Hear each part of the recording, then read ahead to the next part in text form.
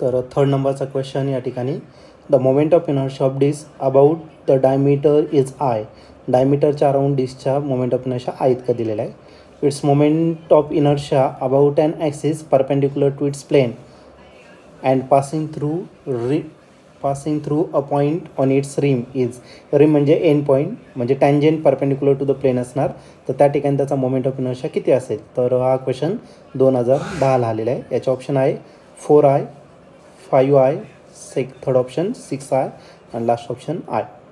तर कशापर्यंत सॉल्व्ह करायचं. या क्वेश्चनमध्ये आपल्याला दिलेलं आहे, तर एक डिस्क दिलेला आहे आणि त्याचा moment of inertia about its diameter तो आहे I इतका. ओके, तर दिस वन इज द डिस्क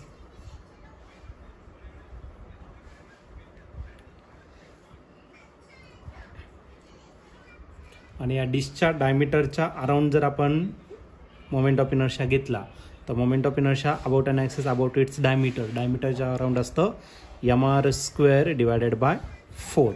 आणि हा जो मोमेंट ऑफ इनर्शिया आहे हा किती दिलेला तर I इतका दिलेला आहे त्याने. ठीक आहे, एक काम करू, याच्यावरून आपण mr² ची व्हॅल्यू या ठिकाणी फाइंड करून घेऊ. आणि mr² हे 4 इकडे डिवायडेड, इकडे काय करा तर मल्टिप्लाय करा, it is 4I. Okay, this is equation 1. आता आपल्याला मोमेंट ऑफ इनर्शिया फाइंड करायला लावलं अबाउट अन ॲक्सिस, डिस्कचाच फाइंड करायचा आहे.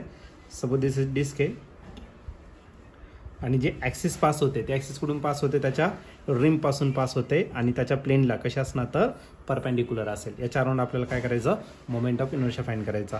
हा जर घेतला तर काय झाला, त्याचा सेंटर झाला. ओके, हे दोन्ही ॲक्सिस जर एकमेकांना घेतलं तर हे दोन्ही ॲक्सिस एकमेकांना आहे पॅरलल. आणि सेंटरचा जर मोमेंट ऑफ इनर्शिया घेतला या डिस्कचा, ओके, तर या डिस्कचा मोमेंट ऑफ इनर्शिया भेटेल तुम्हाला mr² डिवायडेड बाय 2. हा काय झाला, IC झाला. सपोज आपण काय करू, IO कन्सिडर करू. हे दोन्ही ॲक्सिस एकमेकांना पॅरलल आहे.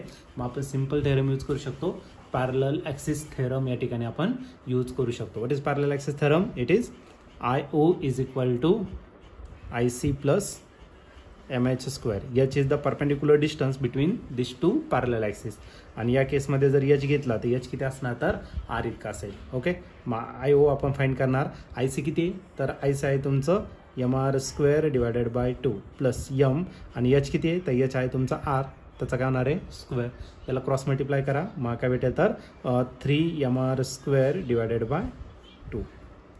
2 + 1 3mr² डिवायडेड बाय 2.